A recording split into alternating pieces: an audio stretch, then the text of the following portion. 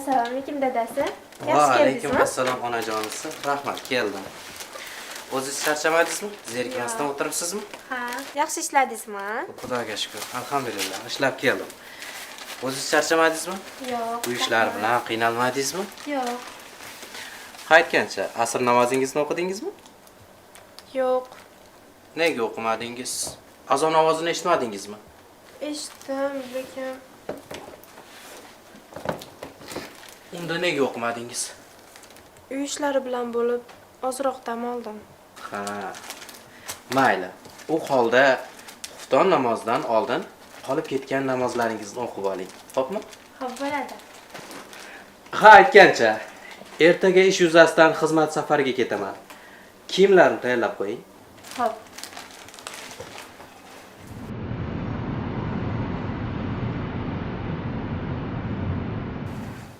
Mayli onajonisi, uyda ehtiyot bo'lib, hamma yoqqa qarab o'tiring, xo'pmi? Xo'p, bo'ladi.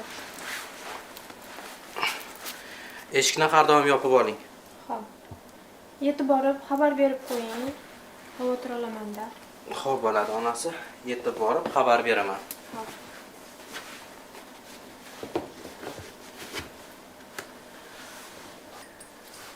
O'zingizni ehtiyot qiling. Xo'p. Namozlaringizni vaqtida o'qing. Ibodatlaringizdan qolmang. Xo'p, bo'ladi. Ketdim. Yaxshi boring. Tezroq qayting. Xo'p bo'ladi onasi.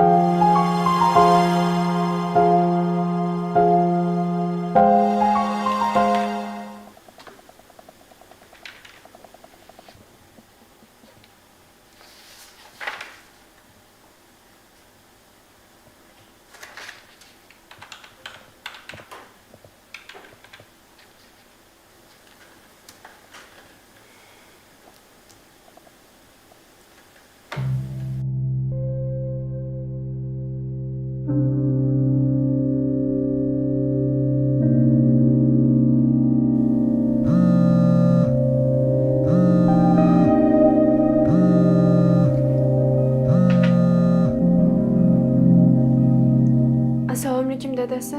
Yaxshimisiz? Yaxshi yetib oldingizmi? Ahvolingiz joyidami? Rahmat. Yetib keldim, onasi. Alhamdulillah. Qachon yetib borgandingiz? Chamasi 4 soatlar oldin yetib keldim. 4 soat. Nahotki qo'ng'iroq qilish qiyin bo'lsa? Charchagan edim. Ozgina dam olishga qaror qildim. Men bilan gaplashishga nahotki 2 daqiqa vaqt ajrata olmasangiz. Qo'ng'iroq qilganimni eshitdingizmi? Eshitdim. Nega unda javob bermadingiz? Mendan xavotir olmaysizmi? Onasi, axir kecha siz ham azon ovozini, ya'ni Allohning chaqiruvini eshitganingizdan so'ng tashvishlanmadingiz-ku, xavotirlanmadingiz-ku. To'g'ri.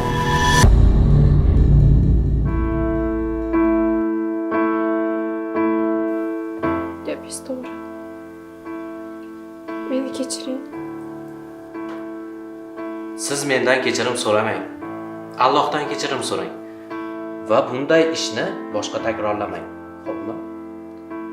Men doim Alloh bizlarni abadiy hayot uchun jannat saroyiga yig'ishlarini istayman.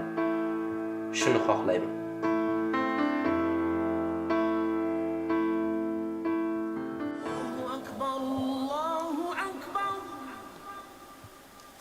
Onasi. Azon ovozi eshitildi. Mayli. Keyinroq qo'ng'iroq qilaman, xo'pmi? Xo'p.